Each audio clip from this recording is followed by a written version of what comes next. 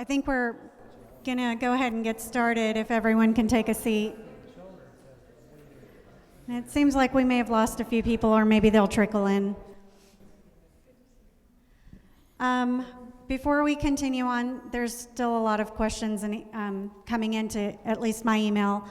I wanted to just really quickly talk about, I don't know if you can zoom in or whatever, but this one pager that talks about the signs and where you can order them. You most certainly do not have to order signs if you choose to do so through us, but we have the signs that we are selling through this website, on our website at /gunsigns, have been reviewed by prosecutors to meet the specifications of the law, and also on there are different price points. There's an aluminum sign, which is, we brought an example, which is over here. It's a little hardier than the ones that are over here on the easel. Those are the midpoint signs, which are the corrugated plastic. All of these, and then there's also what we don't have with us to show is the poster, which is basically a laminated sign that you could post that would be best for an indoor use if you wanted to maybe post it into a window if you have large enough window at the entrance. That's just, we've had a lot of people ask about what the actual signs look like, and you're welcome to, those of you who are here are welcome to come, feel them and get a better idea of what they look like.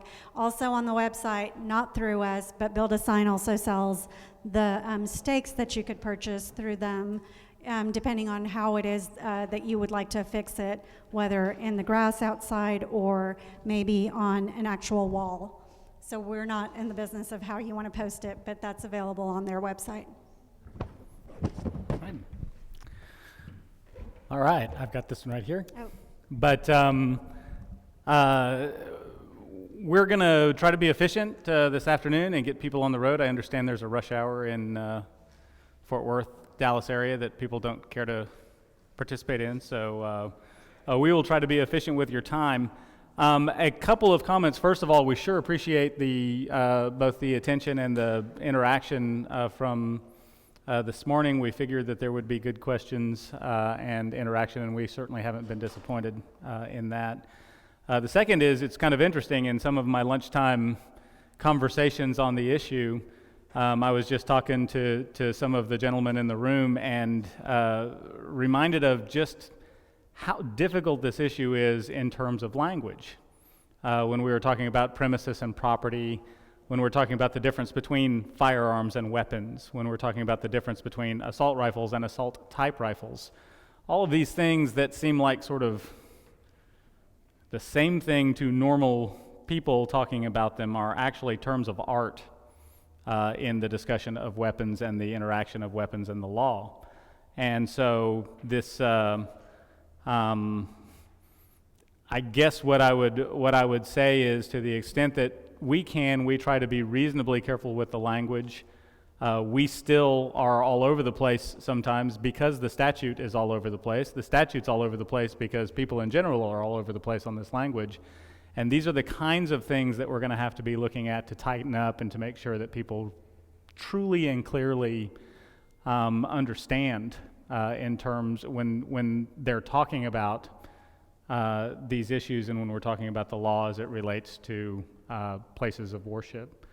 What we'd like to do this afternoon is I'm going to talk a little bit about going forward into the future and in potential legislative activity related to this issue and ways that you can stay informed and if you care to get involved.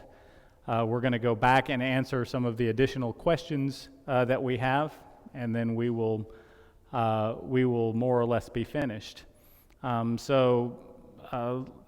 If it's okay with you, let me say a couple of words about going forward.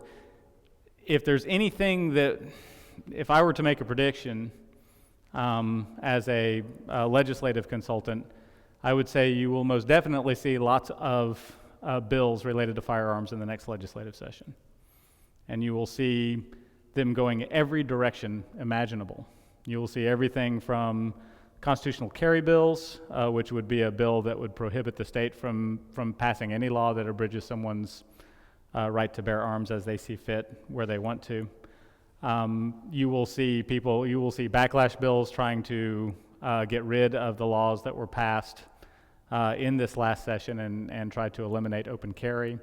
And then you will see, I would imagine, a host of bills in between that are either pushes back and forth in the politics of firearms legislation or real sincere attempts to clarify the questions that we have asked today that we don't have clear answers for. And so I guess what I would say is two things. One is Texas Impact will likely be involved in those matters related to a clarification. So to the extent that you are doing your due diligence as a worshiping community or as people who are responsible for places of worship, and there are just questions that are insoluble questions or gray areas that cannot be sorted out, these are things we would really like to know about, because these are the very kind of things, without any ideology one direction or the other related to firearms, these are the kind of things that we know would need to be fixed for the purpose of clarity and for the purpose of both people who are opposed to firearms in places of worship and those people who want to be able to carry them responsibly in those places where they're allowed. Above all, what we need is fairness and clarity in the law. So to the extent that you all go forward with this experience and go forward to your governing communities and try to come up with a good policy and find those places of dissonance where you can't get a good policy out of the existing law because there's too much uncertainty in it, that is something we would love to know, because that's the kind of thing that we would like to get on a list and start to work through and address as the session comes. To the extent that your congregation or faith community finds it in their heart to advocate one way or the other on the full policy of these things, that is probably not something that Texas Impact would do. We have a real mix of opinion out there. However, it's something that we would encourage any faith community to do on their own if they would want to, and we're happy to provide training and guides to political participation so that folks can represent themselves in the legislature. If you look in your packet, I believe there's a guide to legislative participation, and these are ways that you can get involved, and ways for some of you it's old hat and you know your state representative because you went to junior high school with them, and for some of you, you've never talked to an elected official before and everything in between. But we think it's very important. We think our engagement with the legislature is very important, and we think that anybody else's engagement, whether it's something that we're supporting or not, is important, because the legislature cannot be allowed to operate in a vacuum. They need to know what people think out in Texas so that they're truly representative of the whole population of Texas. It's bad when we have a situation where the noisiest people win on either side of an issue. It's much better when the legislature is really representing the will of the folks that sent them there. So in terms of dealing with your legislators, and again, forgive me if this is something that's old hat to you, but it's pretty important that you get to know them when it's not the legislative session. It's pretty important that you go in and see them in the interim. The legislative session begins in January of 2017. So you've got a whole year if you want to start to develop a relationship with them. It's a good thing in the initial development of that relationship if you go in not asking for something, but just to go in and actually get to know them as people in your district. If that's possible for you. It is a good thing to sort of move toward the ask over time as you develop that relationship instead of just going in and making a constituent demand. And it is always a good idea to go in with some knowledge of the other side of the issue and be able to discuss the other side's view intelligently, and then be able to help them understand why you think your view is important and potentially better public policy. So, measured fairness with a solution based on relationship is the best way to do this work. Does that make sense? Sounds easy, it's terribly hard. It's hard to get FaceTime. It's you oftentimes you'll walk in and a legislator will say, "Oh, I've already decided this. I already know what I'm doing. I've already made my commitments. Get out," in a nice way. But it's still important for them to hear your voice, because if 15 people walk in with this view, the first 5 may get that, the second 5 may get, well, I've heard about this before, the third 5 may get, wow, I may need to rethink this. Looks like I've got a bunch of constituents out there who share an opinion. So that's important. Again, Texas Impact definitely has a commitment to keeping the faith communities in Texas informed on these issues. We will have information on this particular issue and other issues important to the faith community on the website, and we've got a staff, as you all know, a handsome staff that is ready to help you on a variety of issues. So that being said, again, the favor that I would ask you is as you all, and again, I've already gotten feedback, and every time we've done these things, I learn stuff that I think is really important that we need to run down. This time, as you all know, it was about the idea of rental property and the policy control on rental property related to firearms policy, and that's really interesting to me, and it's something that I'm going to work with Josh, and we're going to try to learn more about. Last time it was child care facilities, so we're getting smarter every time we do one of these things, thanks to you all and your good questions and your and concerns. With that, questions and concerns? Also have board members representing different faith communities throughout North Texas. Yeah, I'll repeat for you, Mel. Mel Caraway reminds me, esteemed board member of Texas Impact, that one of the things that's important is that Texas Impact, when we talk about what Texas Impact will or will not take on in the legislative session, that is a product of a process. Texas Impact has a large and diverse board of directors with representatives of many different faith communities on that board. We meet throughout the cycle of the year and keep track of issues that are relevant issues that are affecting the faith communities in Texas. Typically in the September preceding the legislative session, which would be the next September, our next September board retreat, we get together and we do an exhaustive but fun process of having small groups and discussing these issues that we have an ongoing stake in and making strong policy decisions on those issues that become the legislative agenda of Texas Impact. And so each of you, I think, has an avenue of representation with Texas Impact itself if you are interested in certain policies that you would like pursued by Texas Impact. Again, there's no guarantee that those policies will be the finally agreed to by the board of directors, but there's a real good chance for input there, and a real good chance that they will be considered by the board and put on the agenda. And again, if not, we're committed to helping faith communities engage actively and successfully, even if we're not involved in the actual issue that they're involved in. So Mel is right. There are many different avenues for approaching us, either through the board member that's representing you or directly through our website and membership. So does that cover what you were wanting said? Did I understand Josh to say that,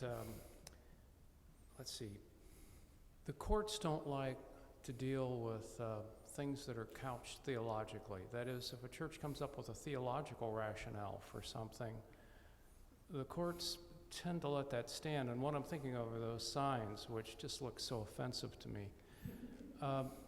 And I'm thinking about Quaker churches, even my own little Lutheran church. We might come up with we might be able to couch something against open carry, for example, and do it in theological terms, it's running a risk that it wouldn't be respected, but is there a chance that it would be respected by the courts? I'm asking either of you. Yeah, I want to make sure I understand your question. So you're saying, Jeez. I'm saying, are you trying to find a way to avoid posting a sign? yeah, I'm Is trying that to the find a question? more elegant way that is actually more faithful to our call and mission as church, to speak to the theological issue that would cause a community to say, open carry is just not welcome here.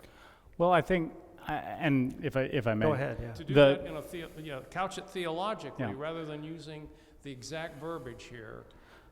The answer is absolutely you can do that.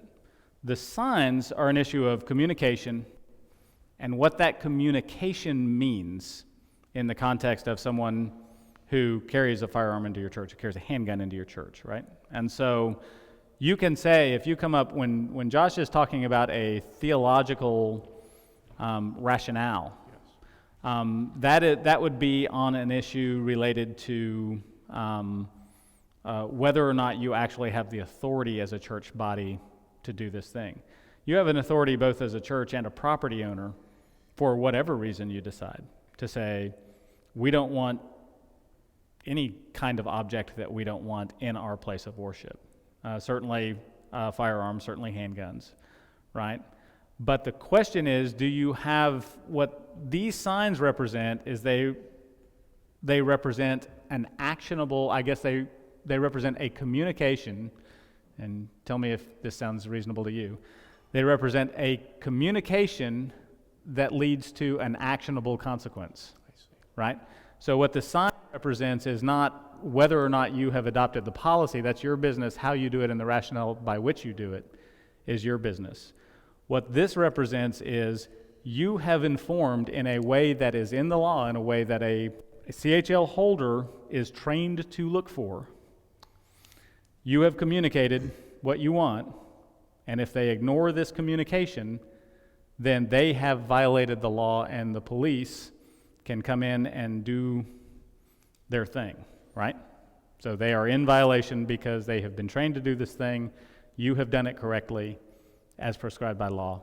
They have ignored that thing, right? It doesn't have to do with the policy by which you made the decision. It has to do with the method by which you have communicated the decision. Yeah, if I might amplify that real quick, there's civil law and there's criminal law. And what I was speaking to about church inoculation has to do with the policies that you set that a civil court might second guess in holding you, the congregation, liable for something bad that happened on your property. When it comes to the signage, that's a criminal law issue, and whether or not they can hold the defendant liable for a criminal action because they entered your property. So there's not a way around the signage.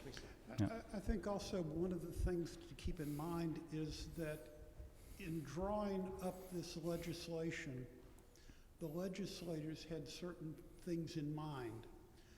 How the court interprets them may or may not dovetail with the intent of the legislation, but the legislators did not show, during this last legislative session at least, a sympathy towards differing theological definitions and interpretations. Not so much on this issue, but other issues. It was my theology or hit the road. Well, I will tell you that, and this, you raise a very interesting point, Mel, and that there is and this attaches to what you were talking about. In a much broader sense, there is a really potent conversation going on about what religious freedom means and what the First Amendment really means in the context.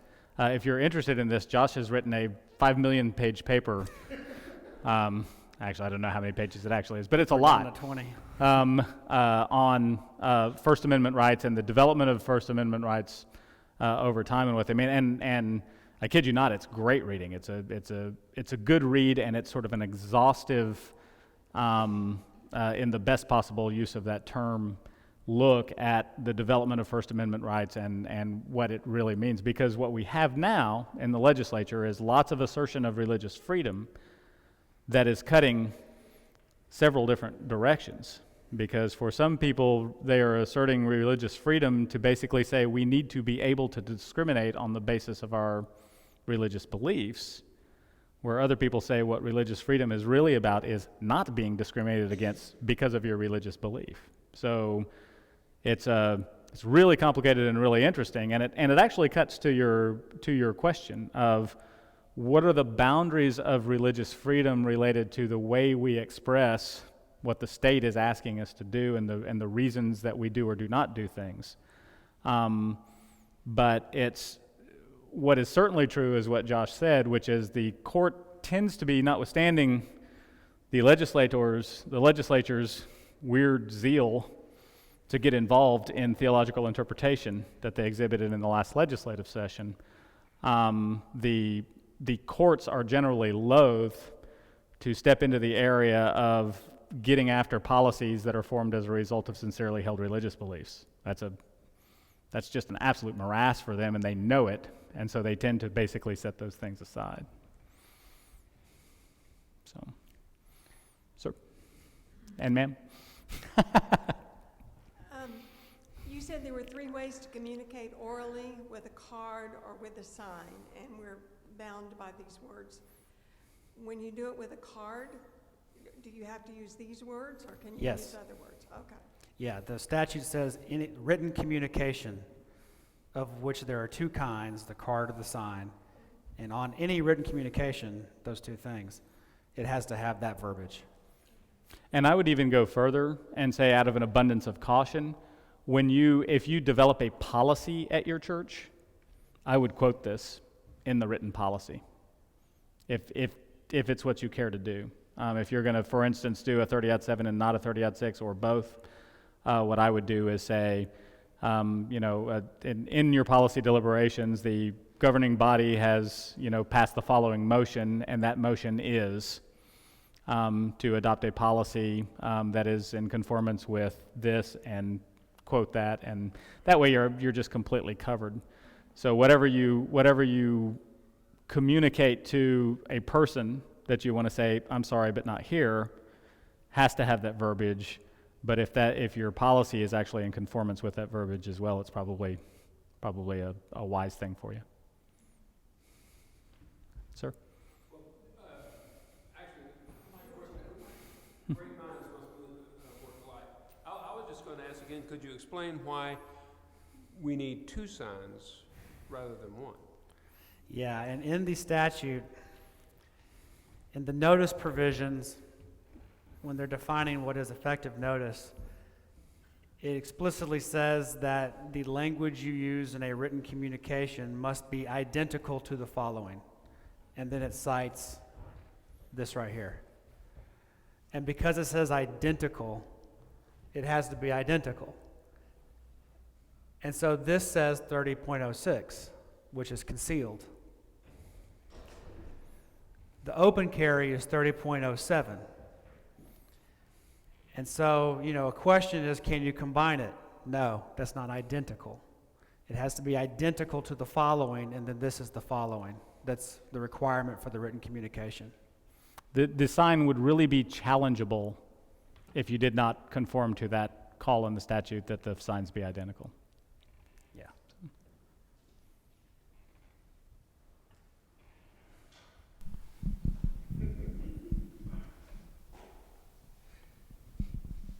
My apologies if you already answered this, but private security, and a lot of institutions obviously bring those guys in. They could be physically dressed in a uniform of that security company, or they could be dressed in civilian uniform, for example. Does this apply to them if they, for instance, have that license as private security officers or whatever they're called through DPS or wherever? Yeah, it does not apply to them. That's somebody you have a private contract with, and because you have a private contract, they have consent. So on the criminal side, this does not affect them. On the civil side, private security is a good idea because they're an independent contractor you've contracted with for a professional service, and that protects you from civil liability as well. I mean, obviously, not every congregation is large enough to afford it, but for those who are, it's a very good option. They're governed under, if you're curious, the Occupations Code governs their qualifications at 1702. And Mohammed, if they're peace officers, a lot of sheriffs and municipal police and even state troopers do private security work on the side. They are allowed to wear their uniforms when they do that, and they exist under a completely separate statute with regard to carry. So whether they're operating as security people for you or not, they are still allowed to carry a weapon as peace officers on duty or off duty. Yeah, there's really no such thing as a gun-free zone. Right. I think you just actually answered the next question, but just to clarify, this person wants to know about, by placing such a sign, are we not essentially communicating to the person intent on mischief that no one inside is packing? And so That is a huge philosophical question in this whole thing. Yeah. And that is a discussion that, if you haven't had it yet with your faith community, if you've got a large enough and diverse enough faith community, you likely will.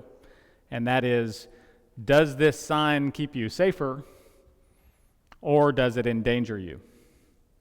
Because if the person intent on doing mischief is driving around and doesn't have an axe to grind with a particular place of worship, but wants to create general mischief in a place of worship, would they not choose to go to a place where they know the people inside are not carrying, right?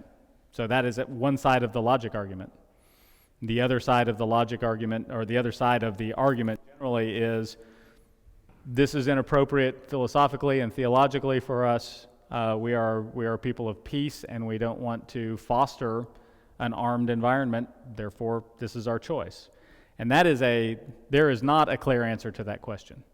That's a very potent and a very important question for each individual worshiping community to ask themselves. well, and I've heard this a lot from synagogues and mosques in particular, because they worry that they are inviting more trouble. But I believe, I guess it goes back to the earlier conversation, that posting these signs does not mean it is a gun-free zone. Correct. You can still have people who are designated. Yeah, and if Right. you have a really serious problem, like a lot of our friends in the Muslim and Jewish community often have, it could make a lot of sense if you hire private security or off-duty officers, or work with your local PD to have on-duty officers patrol and then post the signs so that they can immediately enforce them. That combination is a rational thing to do. Right. Yeah, if you have a situation where you say, essentially what you were saying to the security or the peace officers is, if somebody else has a weapon in this place, they're not supposed to have it. If that's a route that you choose to go, and that is to have authorized security people who are armed and also have these signs, what you've done is you've said, well, there are people who are armed here. We are not that soft target, so to speak. And yet, everybody knows who is and who is not supposed to be carrying in that space. So there are a bunch of different ways that you can cut this thing in terms of for your community and for where your community is, and for your experience as a community, what is the right thing for you to do? I think in general, what most of us are trying to do is we're trying to be true to our theological principles, and we're trying to mitigate risk. And the true to your theological principles is a discussion that you need to have with your faith community, and your mitigating your risk is something that you have to discuss in the context of the environment of your faith community to figure out what that really is. Mm-hmm. So, Yeah, and for some rural communities or small congregations that can't afford the private security option, and say your local law enforcement is unwilling to come out and step up patrols for whatever reason, this is not a recommendation, but it is permissible for a congregation to post to keep the world out and then authorize certain people.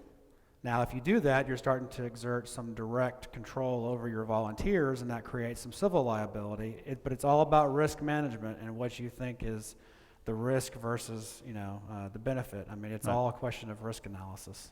right.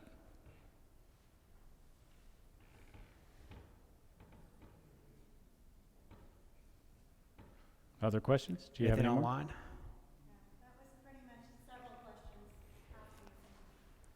Okay. All right. Well, we may be close to the end of our beautiful time together. And if you think of more, we are always available to the faith community. You Are bet. you willing to go in a different direction? I mean, we're talking about 2017 too, correct? Is that right? Sure. What is the status? Where is Texas Impact in terms of advocacy regarding the payday lending industry? Because that continues to be a great concern. And we know that, for example, Jeb Henslering and other legislators are heavily supported through the payday. You're not dealing federally, you're dealing locally, but I'm wondering, what is it that you would be advocating, or do you think you'll be advocating? We are still engaged, and we're still interested in good sense incremental reforms. So it's yeah, absolutely. And I think an important thing an important tactical policy of Texas Impact particularly on this payday lending issue is to have a broad-based approach with incremental reforms that can really pass. And that is what we continue to work on. In other words, there are folks out there who file bills to essentially ban payday lending. The likelihood of those passing is very small. But there are also a lot of things that you can do between an outright ban and where we are today that could vastly improve the situation for those people who are essentially victims of the payday lending industry. And we are very interested in looking at all those options and sitting down at the work table and figuring out what we can get done and doing it. You bet. To carry that one step further, what are the chances that there are going to be legislators who introduce legislation to ban local control just as they did with fracking? High. I think Super high. Yeah. And high and Because those are very influential lobbies. And influential lobbyists and actually the combination of several different industries in that regard. One of the things, you've had a couple of things that have happened in the course of a couple of different issues. With fracking, with payday lending, and with the regulation of the sharing economy, that is Uber and Lyft, and now increasingly Airbnb and those companies that sort of aggregate people who want to lend their houses to folks. A lot of municipal subdivisions have passed ordinances that have affected those guys. Those guys have in turn gone out and joined with very disparate industries that they would ordinarily have absolutely nothing to do with. There's no reason that Uber would ever talk to a fracker, or a fracker would ever talk to, even not in Texas with firearms legislation, but in other states, the folks will take action on firearms. But the bottom line is that in Texas, the municipalities have gotten much more active in some of their desires to pass ordinances, and these industries have banded together and are looking for a blanket prohibition against local ordinances that affect state-regulated entities. So basically, if you pass a state bill regulating it, local jurisdictions would have no more wherewithal to regulate it. So we get that. It's called local preemption, and we were seeing it in individual industries a lot. The payday industry, for instance, had that as one of their must-haves in any negotiation, was that if we passed a state bill that had some of the regulatory limits that we wanted, then there would also be a local preemption that would go with it. But now you see this more concerted effort for several disparate economies to join together and push a blanket local preemption bill. So you'll see it again in 2017. Yeah, and I'm going to make a real quick announcement while we're talking about broad legislative issues that we work on. A couple of upcoming events for those of you interested in larger advocacy. The United Methodist Women have an annual event, their annual legislative event that they hold. This year it is January 24th through 26th down in Austin at the Holiday Inn. The registration form, I think, is up online already. Sean, I'm looking at you, that you can register for that. The second big event is for the ELCA, for the Lutherans, since we're here at a Lutheran Retreat Center.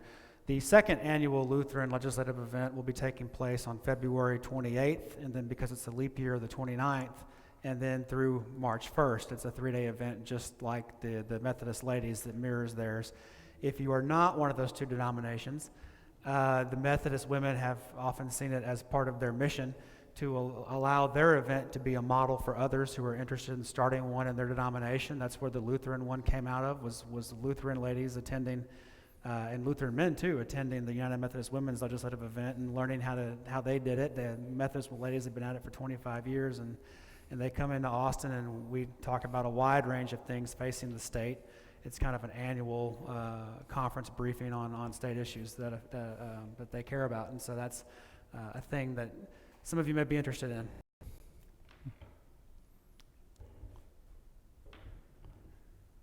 Membership, yes. I would remind you as we wind down. Actually, Mel would remind me, and then I would remind you, and I'm sure Sadia would have if I hadn't. Texas Impact is a membership organization, and we welcome members from the faith community. If you are interested in a closer attachment to these broader policy moves that we're making and getting into that representative system that we have that determines policy, please look at our website, talk to Sadia.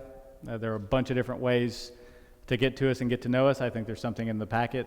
There's actually envelopes. There are envelopes in your folders. You're welcome to fill that out and send it back to us. And also online, you can join at texasimpact.org/join. It's really simple.